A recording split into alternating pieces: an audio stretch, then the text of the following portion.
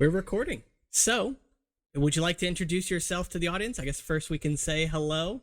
I'm Skybird. I don't know why I'm not looking at the camera. And here today we have Pokoro Morgan or MorganRyanArt. You can find them on Instagram. And I want to let them introduce themselves. Hi, everyone. I'm Morgan. I am a member of the Bionicle community. Been a lifelong fan of Bionicle, and back in the COVID pandemic, I kind of got back into it as like a pandemic hobby. And yeah, so what I do is I both make mocks, kind of like, little guys, Oh, I love and that I mask also, yeah, look at that. He's so cool. I love it. But I also do a series of comics and fanzines called Bionicle Illustrated Fanzine, where myself and a bunch of fellow comic creators and artists and illustrators in the Bionicle community, we make these kind of comics, these collaborative comics. Yes, and I have mine here too. Yeah, I literally keep it right in my top drawer of my desk. It does not go like 5 feet away from me. I adore it. I still have the note in there and everything. It's beautiful. I keep a stack of like Bionicle fan works in print behind me. I have really? Inside War and World of Matt and Nui, and then the Biological Chronicle as well. Gotcha. But yeah, so I do comics, do mocks, and this Saturday, the 23rd at 8 p.m. Eastern Standard Time, I'm going to be doing a live stream called Great Spirit for Gaza. It is going to be a charity live stream for the people currently suffering in Palestine under the current occupation. Yeah. And all the proceeds will go to Medical Aid for Palestine, which is a NGO which provides medical aid, supplies, and training for the medical community there. That's wonderful. I knew you guys had a really fantastic name for it too. I just couldn't I couldn't get it off the tip of my tongue there. So yeah, I love that it's memorable, that keeps it real catchy, keeps it easy, and just brings it right there in your forefront. I saw the artwork that you had commissioned for you or was offered to you guys for. He did it all on his own. He has gone above and beyond in he made a stream overlay, digital media Glaucon, and he also did that promo image, which yeah, I saw that going around on Instagram. Mm-hmm. Yeah, absolutely beautiful stuff too. I hadn't I've seen their work in the past, but I don't know why. I can always remember the art, never the artist, It's the same way with music, So it's like, but yeah, absolutely lovely creator, lovely work. I of course went through and just binged a bunch of their different items that they had over there on Instagram, just because that's how I do it. When I see somebody that's doing something that's inspiring me, I want to check them out and I want to support them all I can. I think that's part of the. And speaking of him, he does have a YouTube channel, and he recently put out a great video called Bionicle Fan Games 6 Fan Games 1 Destiny, and it's a really fun watch. Okay, cool. Yeah, I think I saw the thumbnail for it. I don't remember if I've watched it yet, but it got me thinking about one that I already want to play. If I can get streaming up, I'd love to do one of these things as sort of like a let's play, even though I don't consider myself very good at that, but that's how you learn, Try it once and just kind of experiment, have fun with it. But yeah, I like the vibe and everything you got going on over there, and sort of your workflow is like unmatched too. I don't know anybody that works as fast as you do, so it's been absolutely incredible just to see how I think one of the things that really strikes me about your work, about your fanzines, is that, like you said, going above and beyond, right? It's one thing to create a digital product. It's another thing to create something that's physical, that's in hand, that's tangible, and to do so with such quality. Like I people know me. I'm the type that cries when I see stuff like this, and like my heart melted when I saw it. And I remember all the way back, I think it was last year, October, somewhere around there, when you got in touch with me for designing the Rahi for that. And it was right around Christmas time, and so like the mail lost it, and I was just like, oh no, but I didn't want to say anything because like, eventually it's gonna turn up, right? Right. But yeah, and so it popped up out of the blue, no warning. I didn't get an email or something. It just was there, and I was just like, I could not wait to get home and just dig into It's a it. It Christmas was, miracle. I mean, oh, really was, and perfect timing too. I think it was like maybe 5, 6 days before. So, yeah, honestly, it was absolutely incredible to see, and it's still something that gives me goosebumps. Yeah, it's something where I think it was like 2022. For years, my family has been like saving up for this like big trip to Ireland, and we would do this whole Oh, like beautiful. discovering our heritage thing. And while I was in the airport, um, I was on Twitter, and some friends of mine were posting like pieces from a fanzine they did. I was like, man, I really wish there was like a Bionicle fanzine. Yeah. And I was like, why not me? Why can't I do it? Right. So it's like you gotta like make what you want to see. You gotta write what you want to read. You gotta like draw what you want to look at. Hmm. Um, and it's been so like rewarding being able to not only organize but get to meet so many awesome people throughout the Yeah. community, and like providing a space for like collaboration, but also like um I don't know, it feels like I one of the big parts of Bionicle growing up for me was the comics in the Lego magazine that came Hmm. with it.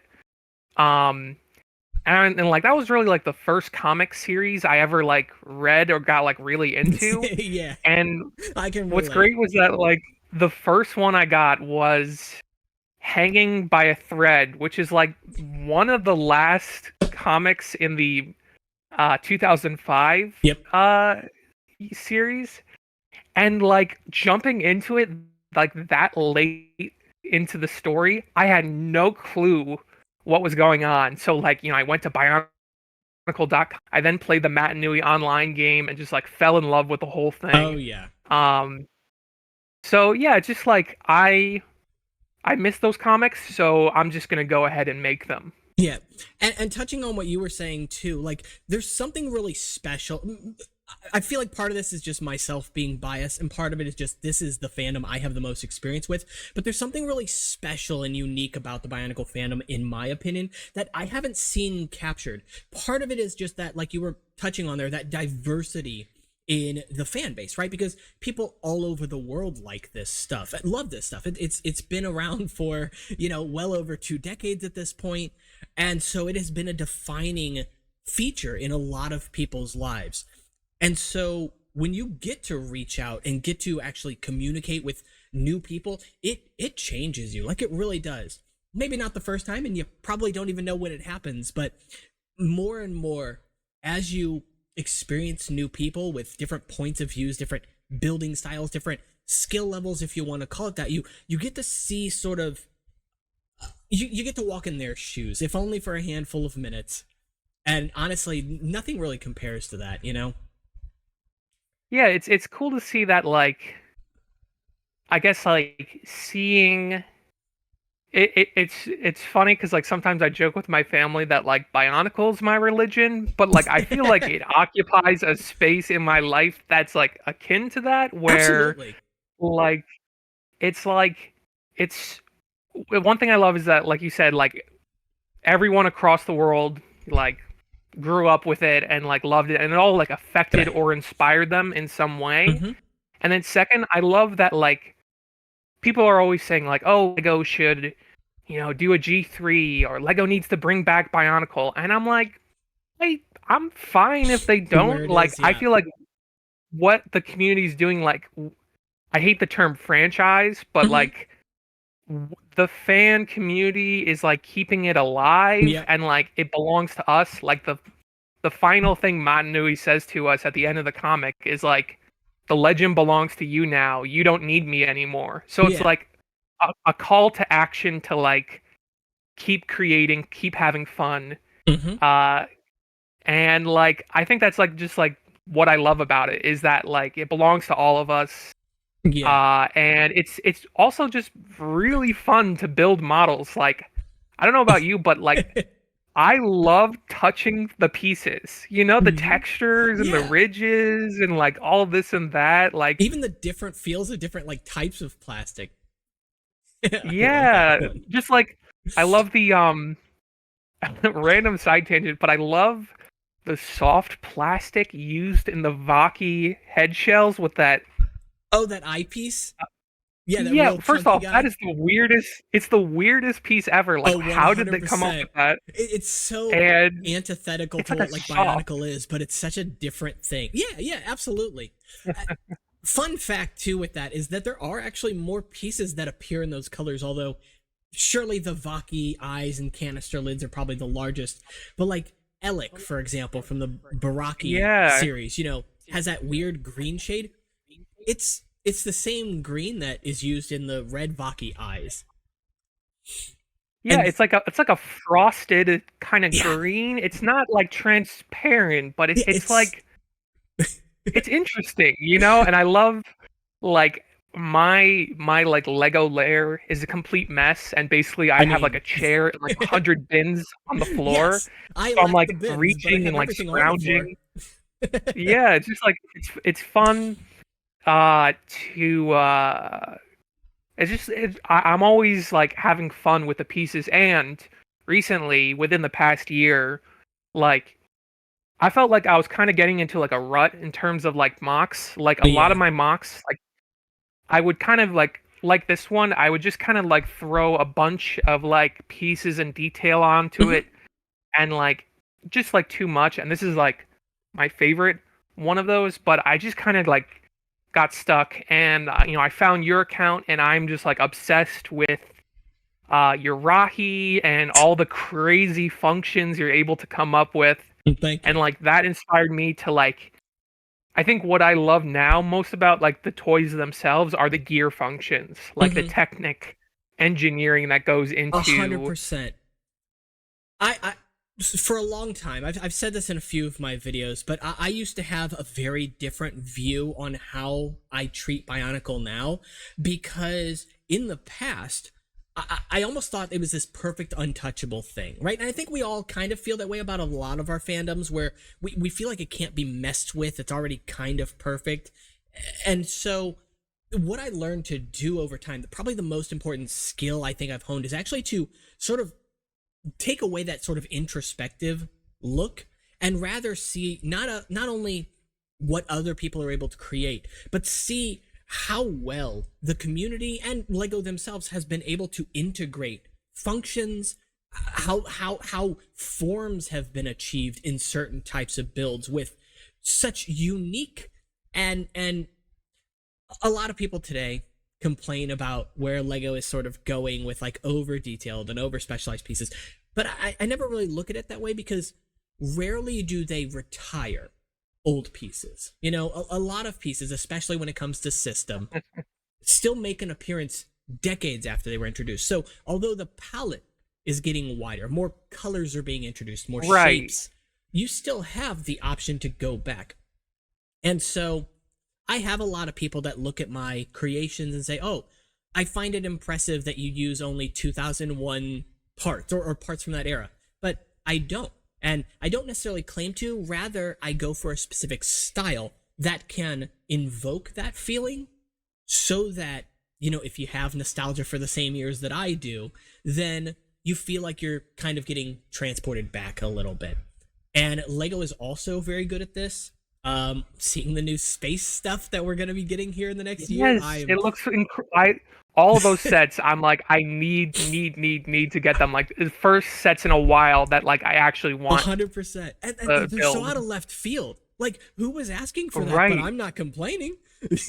And I also love that like one thing I loved in 2007 was that there was an odd moment of like brand synergy where like you had the Mari Nui Bionicle Hmm. stuff, the underwater exploration, and then in Oh, that same year, Aqua Raiders, yep, which yep. incredible line, and Oh those yeah, like the crab, the lobster, the shark, like yes. it's like the two of them are like Synergistic. it's like Yeah. perfect, energistic, and so to see now like 2024, like many of the Lego brands are doing like space theming. It's Hmm. cool. It's And a cool thing to see in like such a yeah, and wide push.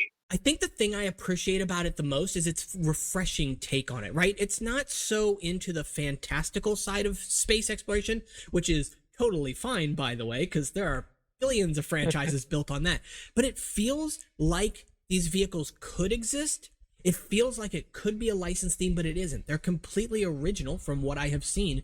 And they feel like if you're a Lego City collector, they fit right in with your city sets. If you're a Yeah, space collector, even classic like Alien, Life on Mars or something, it might not have the same pieces, but it feels like it fits in. It's a good yeah. evolution of all of these Mars things. Mission. Mars. That one too. There are Yes, yeah. Mars Mission stickers on it. I'm obsessed. Oh my gosh, I didn't even see that. I haven't checked out any of the stickers yet because I've been trying to kind of stay like somewhat so that when they're revealed, I can like do a live reaction if I have to. Because, Right. but I did see some of them. I saw some were spoiled over on Duckbrick's server, and so obviously I was still gonna dive in and look at them. But yeah, obviously has been absolutely incredible. So I heard you touch on that you kind of got into back into Bionicle, I should say, during the pandemic. What was like the first time you got into Bionicle, if that is something in recent memory? Yeah. You mean like overall, or just on like the pandemic, like childhood, or like new era type? A little of both, actually. I think both have kind of an interesting story. Originally growing up, I was born in '98. So I think I was like 3 So in you're just a 2001, baby. but a little baby. But like I had somewhere around here, I had the Jala or Yeah. Jaller Mm-hmm. McDonald's set. I Should think still I have also had a mine. Hookie, but like I always had that Jowler with me on my desk, like it throughout all years of college. It was like my little desk ornament. Love Um, them. and like I think I had like one 2003 set, and then I really got into it. I was in a supermarket called Stop and Shop. Shout out to Stop and Shop, also known as Giant. Um, but I was You. just had to plug my local I grocery was gonna say store. you New Englanders with all your little stores. I'm Yeah. jealous. We got like Walmart. Um, yeah, it's basically the same thing. Yeah. But It's always nice the though. I was in the toy aisle, and I remember I saw the red Vaki with the green lid and like the weird shape, and then it's like this like weird pose. I was like, please, I have to get this. I Yeah. don't know what it's so cool looking. And I built it in the car, and I think it was like I think the year I fully got into it was 2005, and that was like a discounted thing from the previous year. Yeah. So then I got, like Vakama Hordika and the Visorak, which are Uh criminally underrated. yes. Oh, 100%. 100%. And I will say there is something about the car building vibe that nobody has touched on. I remember doing the same Yeah. thing with so many sets. I think vividly though, Nocturne. Don't know why.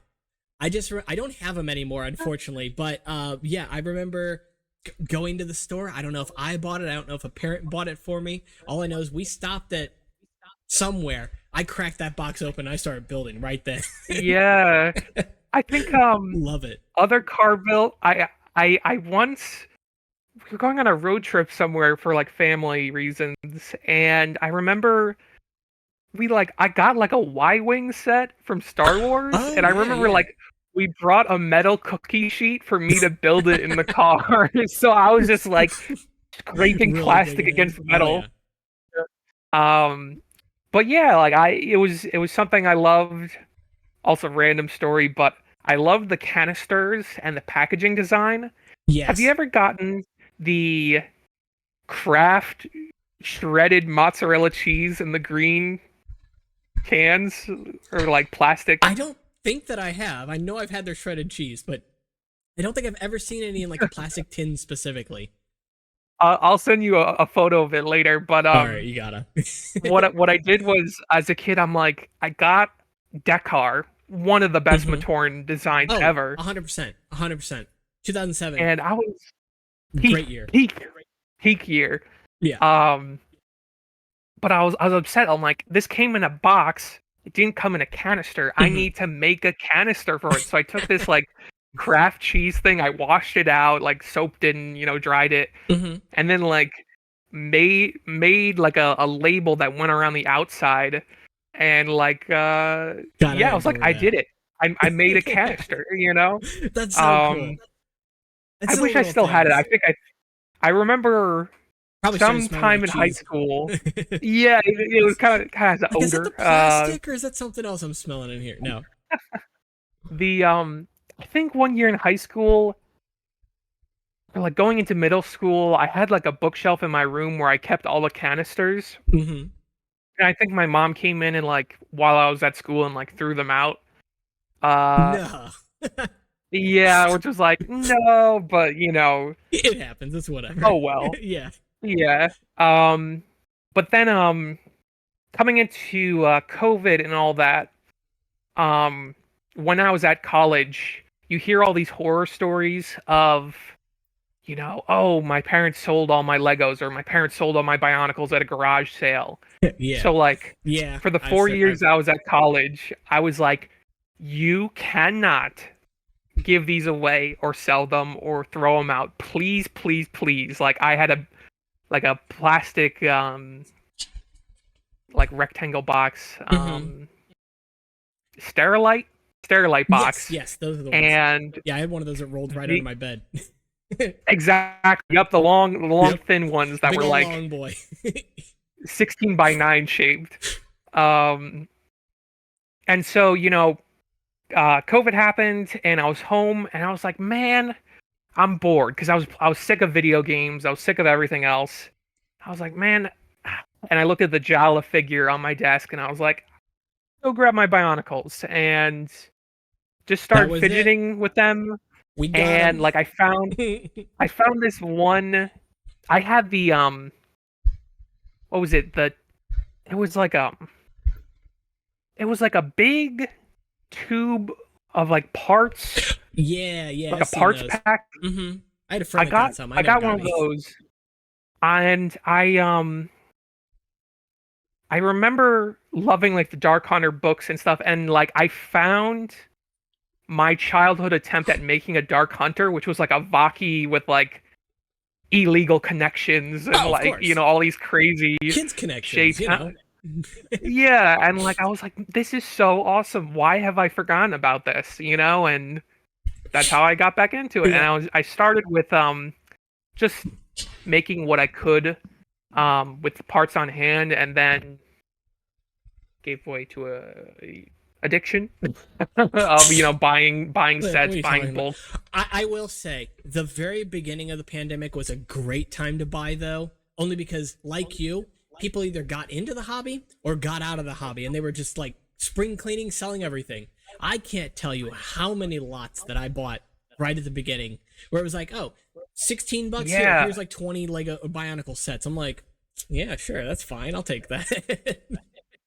And like I've gotten so many, like I think like if you're getting into it, the best way to is to like get one of those bulk sales, because you get both like finished sets that they didn't take apart, but then you also get random amalgamations of Car Man with monster face with 100 tentacles. Stuff. I saw somebody that built three-fingered claws from the Staff of Light and a Vaki torso. Just like inserting it on the inside and then having it on each. I was like, I never would have thought of that. And it's such a cool use for that piece because it's underused, like you said.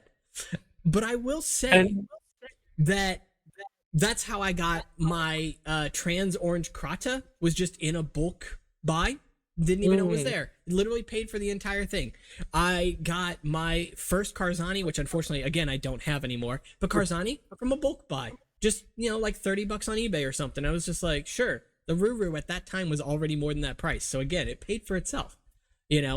Little things like that. Nowadays, you got a lot of people that can do that same thing, that have that eye for those parts. And yeah, right now is not a great time to buy. I will definitely say people are gonna, mark up things and sell things for way more, which is whatever. But hey, you know what? It's a good time to get into the passion at the very least, and to, hey, if you liked it as a kid, just validate the reason why, Yeah, for sure. And the community is super welcoming.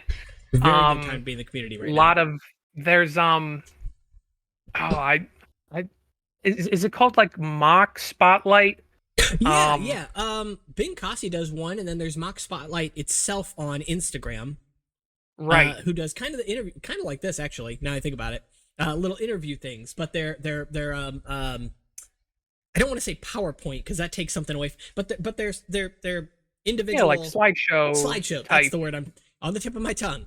I love that stuff. I think I was one of the first people they ended up actually interviewing for that as well, because they reached out and I was like, yeah, I want to help you get this off the ground, And they're doing great out there. I love what they're doing, because it's hard enough to try going around on Instagram to find talented people, because Instagram's a cesspool of Facebook ads and scams. But there are so many talented people that know how to use that platform that I would never find without spotlights like this, without even some Lego spotlights. Sometimes they just share stuff without credit, but occasionally they share something and you're like, oh, I recognize that. That reminds me of a builder I saw 10 years ago and completely forgot existed. Or maybe they don't even have an internet presence now. Go ahead. Whoa. You just unlocked a memory. You mentioned, builders from a while ago. As a kid, I'm going to say something that no one has ever related to, but like, never. I loved looking at images as a kid. Like, my earliest memories of using the internet as like a 3 or 4-year-old, just being like pictures of Yu-Gi-Oh cards, pictures of SpongeBob, pictures of Spider-Man. Yeah. And like, it was like, and I'm an illustrator now, so I guess that was like a early cultivation. But I was obsessed as a kid with Purple Dave, a Moccist on maskofdestiny.net. Yeah. And all of his stuff had like a purple felt background. And I did a Twitter thread a couple months ago about him. But he did like, what if Star Wars was a Bionicle? Or what if Teenage Mutant Ninja Turtles was a Bionicle? Or like, genuinely, what if was popular? And like, this was all back in like 2001 and 2002, so it's like a very limited part counts, but like genuinely like insanely impressive builds. And like I think like more than any other Moccist, like Purple Dave, his stuff, that simplicity of like form and like function, like he is like what I try to be in all my builds, and like every single part matters. Like every and there's a balance too, because there's such a thing as, I guess, like a too many parts, depending on the builder. Of course, we're all different, So I had someone comment a couple of days ago about like the simplicity of some of my builds, which, thank you, but I steer for a very specific type of aesthetic most of the time. I have a particular comfort zone, but I'm more than happy to get out of it, right? And so I have a very fond appreciation for, like what you're saying, people who are able to do really creative things with minimal pieces, and also on the opposite side of that, people who are able to do really incredible things with a lot of well-placed pieces. And there's something to both of these that resonates with me, that whether or not it's the style I enjoy building in, I can still appreciate because of the skill, the time, the dedication, and the vision of that artist, And I call him an artist on purpose because that's how I view Bionicle. It's just another form of expression like any other. And that's another kind of unique thing about Bionicle. Everybody has fandoms that we've created OCs for, original characters for, but Bionicle is built around that, And I think that's something that's really unique. It's probably shared with other Lego themes, surely, and other themes in general, but with a lot of themes out there, with a lot of fandoms out there, you have a very established list of characters, and though that world might be defined, it can be hard to fit your own characters in without maybe alienating that thing. But because Bionicle is essentially, the original planet from 2001, 2008, and a basically unexplored planet in 2009, and then you get reboots and whatever, the possibilities are limitless. I talked in a video, and I don't think I have it in here, but earlier today specifically about sort of some inspiration I had for 2009 with the Glatorian era, because Lego very clearly was going for this sort of like barren wasteland, but also very Roman gladiator vibe. And Yeah, something kind of little Mad Max yes, vehicle exactly. combat. That's 100%, which I love. I think that's fantastic. But one character specifically stuck out to me, which was the Terex set. And it was because of that gold. A lot of people kind of mocked him for being a basic build back in the day and having a boring mask, even though I love his helmet. But that gold felt very ornate to me. And so I fell in love with this idea of it not just being this Mad Max style world, but a world of like various different forms of sort of a steampunk, you get by with what you have type of aesthetic, and that each of these villages kind of does it in their own way. So you have maybe the Iron Tribe, that's that Mad Max type, very brutish, very scrapyard, versus something more like the Water Village, Tessara, or however you pronounce it, that to me feels more like high craftsman, very shiny metals, really intricately detailed. And so I made the comparison. I don't know if you're familiar with Magic the Gathering.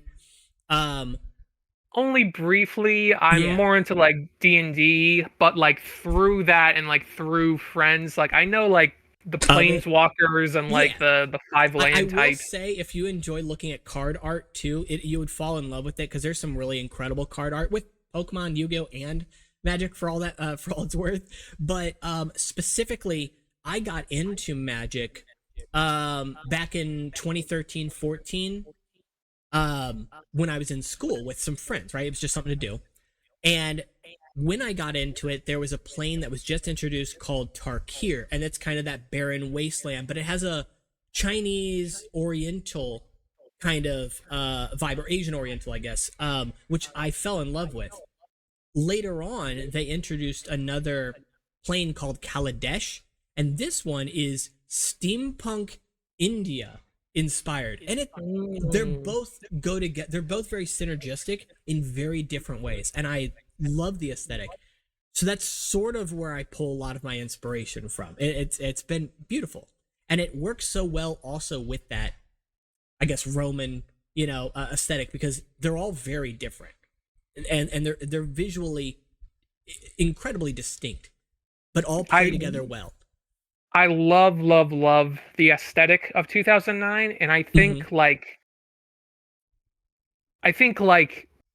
my problem with like 2008 is just like all the gray and like the black in the sets. It just like I really don't like the Metro colors of like 04. I like Metro Brown. Yeah, I do, but I can appreciate the introduction of new colors, but the overuse of those colors, that can get to be a bit drab. I as a kid, I loved all I loved all the red characters. I was always like the red one, but like now I can't stand like dark red. Like that's like my least used color in Mox. It's dark blue, cool. Yeah. Dark green, sure. Dark red, I hate it. Like I don't want to touch it. That's fair. I totally get that. And what I found interesting, a lot of people really enjoyed 2009 for the vibrancy, for the motifs that were really well handled, while also being unique, and so, Holly obviously introduced the infamous lime green, but people loved that aesthetic at the very least, right? That dark blue plus lime green. And that was something I did back in 2005, because I had Vakama Hordika and Kali Rock, and so I was like, dark red and lime green, these work really great together. And so I started to learn that like these Metro colors, A, they don't have to be paired with gray. Other colors exist. Right, B, yeah. That there's a lot of charm. 2001 wasn't afraid to do this. You got so many Matoran, their color schemes didn't make sense, and it was lovely. And then you started getting more associated colors. So every once in a while when you break that association, it feels really good. And I think that's something that Holly Mari handled really well. Because let's be honest, she's just a Paraka body with some wings. You know, True. wonderful mask, lovely wings, but Also, she's nothing terribly special. Pookie Ignita, insanely good color scheme. Yes. Oh, You know, the gunmetal on Heat Orange. Yeah. So cool. Oh my gosh. My I god. think he was the second Inika that I bought for myself. Matoro was first, who also was a very lovely color scheme. But yeah, that gunmetal was so different. And like you spoke of with the magazines, I had them growing up because I signed up for the Lego Club. Like, literally, I got the first magazine from Metro Nui and all the way through the end of Bionicles somehow. Yeah. And I remember reading in one book, in one magazine specifically, because each one came with a comic and then a Lego catalog. And the catalog said that the Anika were supposed to have like glow in the dark eyes and teeth, which did not happen. Yeah, what the hell was that? That like dome head? And even remember there was a part in the comic where like Holly takes off her rubber mask and like I don't it's like remember a glowing bright face no. like in the story itself. Like what the hell was that? I feel bad for the designers now. Yeah. Like just work that with what you got, I guess. No, yeah, no, that was a real bad idea. I like the Unica masks, but that was a mistake doing the rubber head thing. 100%. That was the thing too, because obviously we got away from the mask gimmick. In 2004, masks didn't really fall off anymore. You could make it happen sometimes, but 2006 was like, oh, you remember how 2004's masks were still compatible with previous heads? These aren't compatible with shit. Like, we're throwing that all out. Yeah, 100%. And I do admire the designs, at least. I think some are definitely better than others. You mentioned Hookie. That mask looks wonderful. It has a very rocky aesthetic, but also a very stylized aesthetic, and it works well for both. And then you get Congo Anika, and you just throw that out the window. I like aspects of all of them, but yeah, there's some weird choices in there, but that's part of having opinions, you know. Yeah. All right, so I can't think of too much else that I wanted to ask. Surely I will think of something once I end the recording here, but I think it's been a pretty fun and exciting little 37 minutes that we've been on. So if you want to plug Instagram, anything like that, go ahead. I'd love to let people know where you're at. So again, we're doing the charity live stream this Saturday, the 23rd at 8 p.m. on my Twitch, which is twitch.tv/PoCoroMorgan. If you send me your links, I'll link them in the description of this as well. Right. And then you can follow me on Instagram and Twitter at or X, whatever. Who knows? At MorganRyanArt and at PoCoroMorgan, and that's more of just like for like my mocks. And then if people want to check out your magazines, where can they find those? Yeah, so I have a Gumroad where you can get.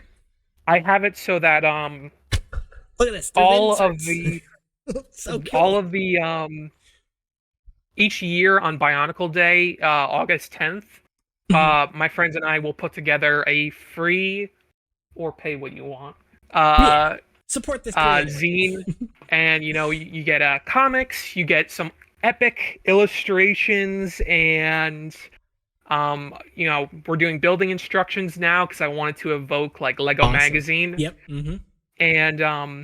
And then additionally, I'm doing a series of comics you can also get on my Gumroad called Invasion of the Throwbots. And it's like familiar. I wonder why. No clue. But this is like, what if the Slicers showed up and caused problems? And it takes place in between 2001 and 2002, like almost like a missing chapter in between that. I will say the one thing you do really well in these magazines too is all the little Easter eggs, the little callbacks from things from even parts that don't like make sense between 2001 2002, but even things from like way later. And I love it so much because it just acknowledges, hey, I know you exist, I know what this is, and we're going our own way. I love it. My favorite example, I'm kind of spoiling this, but that's all right. There's plenty to find. When the Amazon the Jungle Slicer first squares off with Leiwa, she does a scan of him, and if you look in the like scan panel where it's like her point of view, Yeah.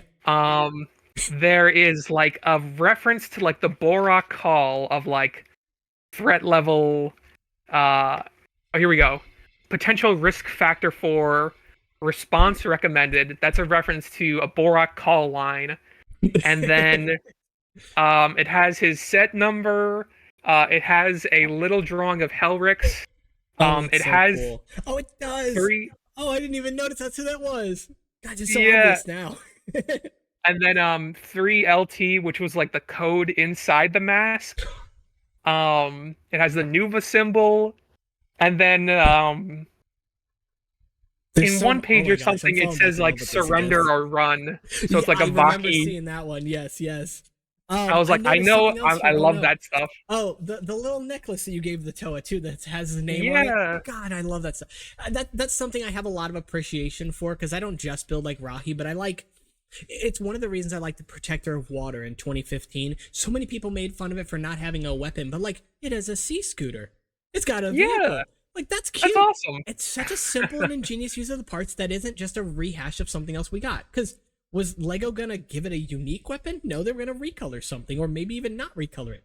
So to get a little sea scooter, that's pretty damn cool. And it's different. And it just kind of suggests that there's more to life than just fighting.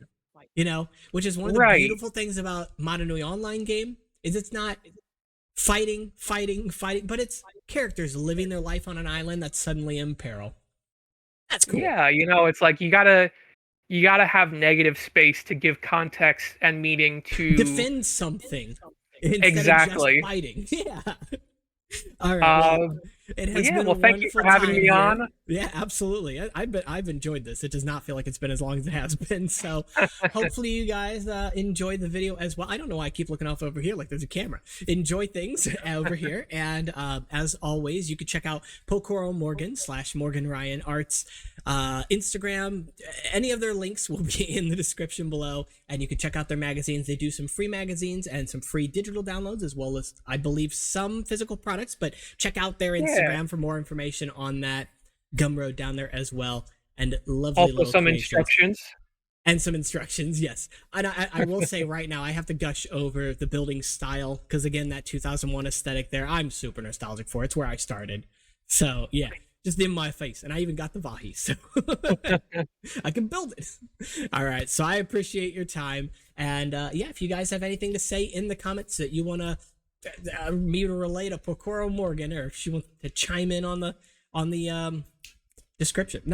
comments, then yeah, you know where to go.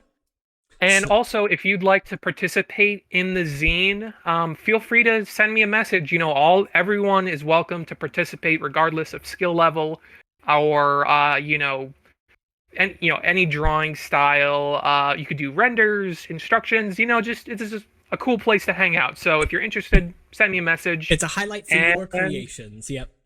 Yeah. A spotlight for your creations, rather. All right, that sounds perfect. So I guess good time to wrap up. So yeah, we will see ya. Go make sure you follow Pokoro Morgan here, and we'll see y'all in the next one. Hopefully there's more of these to come. Bye. Take care.